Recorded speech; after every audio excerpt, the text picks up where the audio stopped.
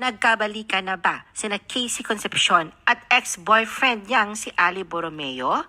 Yan ang tanong ngayon ng karamihan, lalo na ng kanilang mga fans na umaasang nabigyan ng second chance ang pag-iibigan ng dalawa. Matapos na mamataan sina Casey at Ali na magkasama kamakailan. Na Casey Concepcion at Ali Borromeo? Who is Ali Borromeo?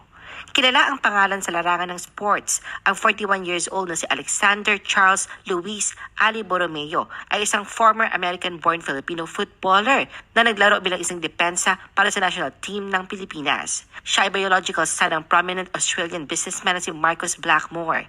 Hindi niya nakilala ang kanyang ama hanggang sa siya ay 27 years old.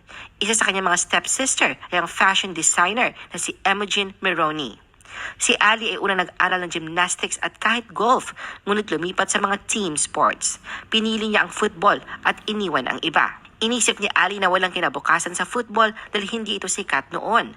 Sa kabila ng mga hirap, nagpatuloy siya at kasama ng kanyang koponan, ipinakilala nila ang football para sa ating bansa sa pamamagitan ng Ascals at Kaya Football Club kung saan siya ang dating kapitan. Samantala sa kabila ng magandang itsura, may mga kritiko na nakatuon sa kanyang cleft lip.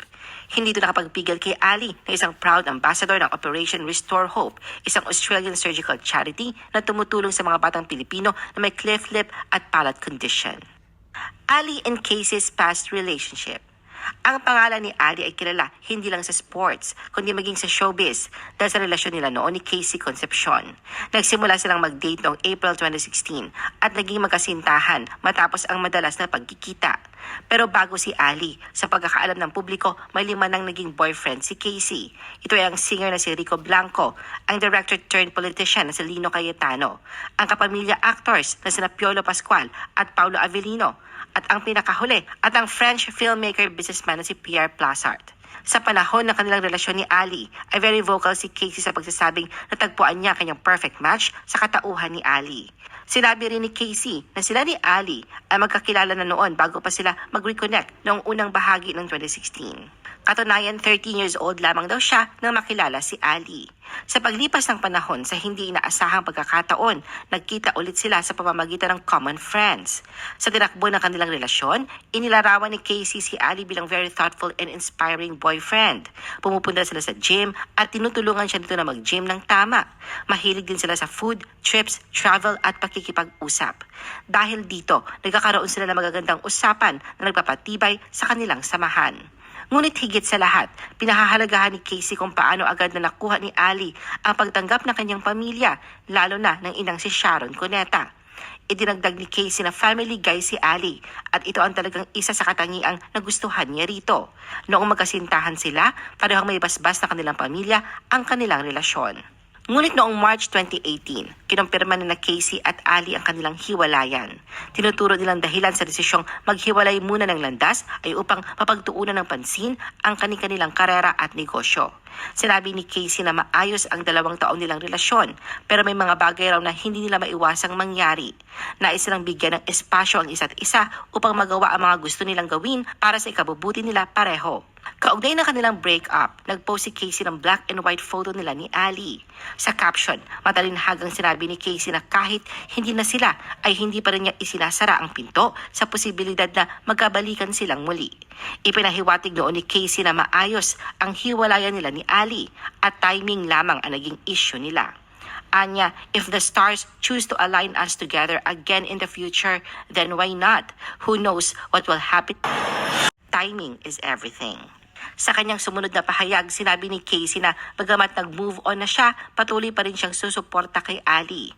Anya, as for me, I've decided to fully support him at the same time move on and spread my wings.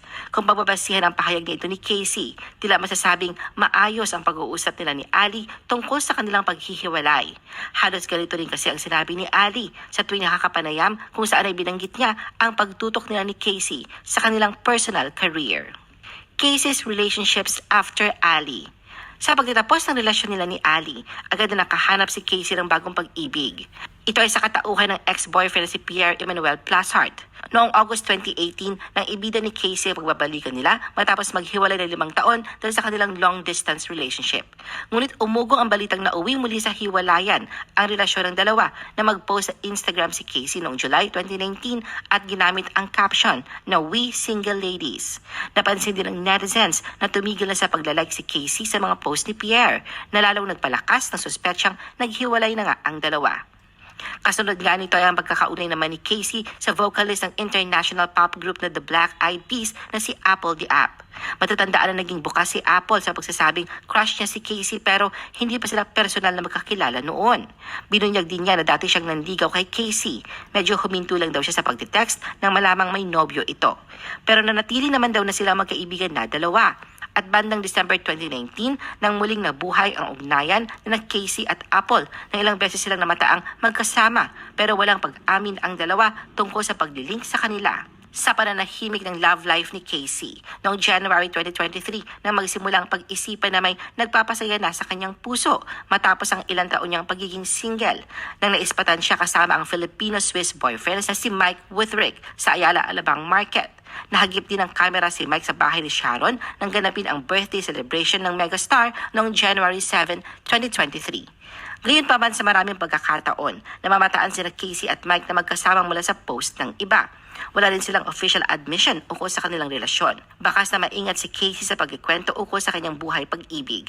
Noong March 2023, may maikling video na ipinost si Casey na inabutan siya ng isang lalaki ng heart-shaped white chocolate na may makahulugang caption na, "Nope, you're not stealing my heart." Sagot naman ni Mike kay Casey, "You stole mine though." Pero noong April 2024, naintriga ang relasyon ni Casey at Mike na mapansin ng mapanuring netizens ang madalas na hindi na pagkikita ng dalawa. Dumagdag pa rito ang pagiging missing in action ni Mike sa 39th birthday sa lubong celebration ni Casey noong April 7, dahilan para pag-isipan na sila ay hiwalay na. Tila mabilis naman itong nakarating kay Casey, kaya agad din siyang gumawa ng hakbang para ipakita na sila pa. Sa ipinost niyang video, ipinakita ni Casey ang pagtanggap niya ng bulaklak mula kay Mike. Sa tawa at kilig, pinasalamatan pa ni Casey sa caption ng kanyang post ang pagbigay ni Mike sa kanya ng bulaklak kahit ito ay wala sa Pilipinas. Nasundan pa ito noong April 23 na mag-post si Casey sa kanyang Instagram stories ng sweet picture nila ni Mike para batiin ang nobyo sa kaarawan nito. Ikinatuwa naman ito ng kanyang fans na panadali ang nakahinga nang malamang maayos ang lagay ng relasyon niya kay Mike. Hanggang noong May 18, muling pinag-isipang single na muli si Casey na mag-post siya ng mga larawan niya sa Instagram na may makahulugang caption na "Moving On". Nasundan pa ito ng pag-unfollow nila sa isa't isa ni Mike na siyang tila pahiwatig sa pagtatapos ng kanilang relasyon. Casey and Ali dating again? Pagdating sa pag-ibig, masasabing hinug na sa karanasan si Casey na hindi takot na sumugal at handang buksan ang puso. Katunayan, usap-usapan ngayon ang pagkakabalikan muli nila ni Ali matapos ang hiwalayan noong 2018. Noong gabi ng October 7, ibinahagi ni Casey sa mga Instagram followers niya na dumalo siya ng Ascal's Celebrity Cup kung saan kabilang si Ali sa mga manlalaro. Makikita si Ali sa short video clip mula sa football game na nakapaloob sa Instagram carousel. Kasama rin ni Casey ang kanyang half-sister na si Samantha Concepcion at ibinahagi ang pagkikita nila ng kanyang pinsan na si Gab Valenciano. Caption ni Casey, masaya siyang muling makapanood ng football kasama ng kanyang crew at ng kanyang football fam. Anya, rain couldn't stop the game. Came full circle being around the sport, my crew, and the football fam again. Thanks for the invite, fam. Sunday's best. Sa comment section, isa sa mga nag-iwan ng mensahe ang kapatid ni Ali na si Annie Borromeo na hindi nakapanood ng game. Sumagot si Casey na na-miss niya ito, pero walang bakas ng reaksyon si Ali rito. Sa hiwalay niyang Instagram post, nagbahagi lamang siya ng litrato ng kanyang team. Pero ayon sa ulat kamakailan ng PEP na mula sa kanilang source ay tila nag-reconnect na daw ang ex-couple. Tinutukso rin daw sina Ali at Casey ng common friends nila. Noong August 2 ay nagpahiwatig na si Casey na magkasama sila ni Ali sa Paris. May IG story si Casey kung saan makikita ang putol na mukha ni Ali. Tanging ang man ban nito at nakapikit na mata ang nakuna ng kamera. Kuha ang litrato sa tapat ng Vacheron Constantin Boutique sa may Rue Daniel Casanova. Kasunod ng kanilang dating rumor, tulad ng naunang sinabi noon ni Casey, hindi yan sinasarado ang posibilidad na maging sila ulit ni Ali. Kung totoo ngang nagkabalikan, tila ito ang hinihintay nilang right timing para sa muling pag-usbong ng kanilang pag-iibigan.